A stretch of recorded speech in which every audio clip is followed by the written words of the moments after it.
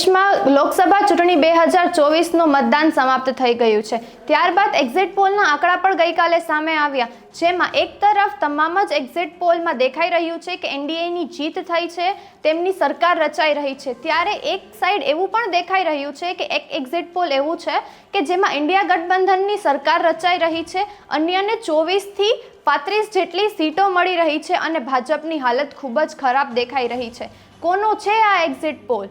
કોની રચાશે સરકાર? સ્થિતિઓ શું રહેશે રાજ્યોની?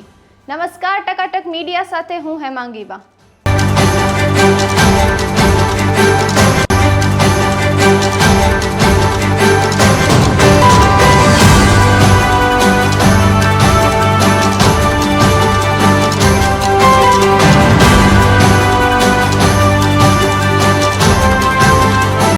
ચૂંટણીના છેલ્લા તબક્કાનું મતદાન ગઈકાલે સમાપ્ત થયું। ત્યારબાદ એક્ઝિટ પોલના આંકડાઓ પણ સામે આવ્યા છે કે જેમાં જાણવા મળ્યું છે કે બહુમતથી એનડીએના જીત થશે, એનડીએની સરકાર રચાશે। જ્યારે સામે એક એક્ઝિટ પોલ એવું પણ છે કે જેમાં એવું દેખાઈ રહ્યું છે કે ઇન્ડિયા ગઠબંધનની જીત થશે, એની સરકાર રચાશે અને ભાજપની હાલત ખૂબ જ ખરાબ છે એવું પણ એ એક્ઝિટ પોલમાં કહેવામાં આવ્યું છે।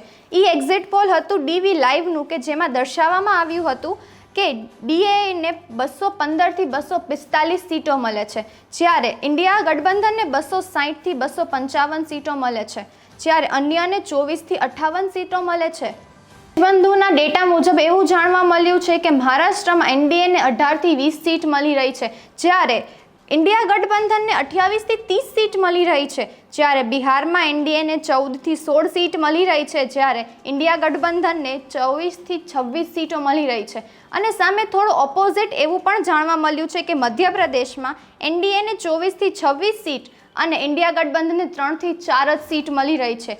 આ સૌથી અલગ અને અનોખું એક્ઝિટ પોલ ઇન્ટરનેટમાં ચર્ચાનો વિષય પણ બન્યો છે કે જેમાં જાણવા મળ્યું છે કે મધ્યપ્રદેશમાં એનડીએની હાલત ખૂબ જ ખરાબ છે।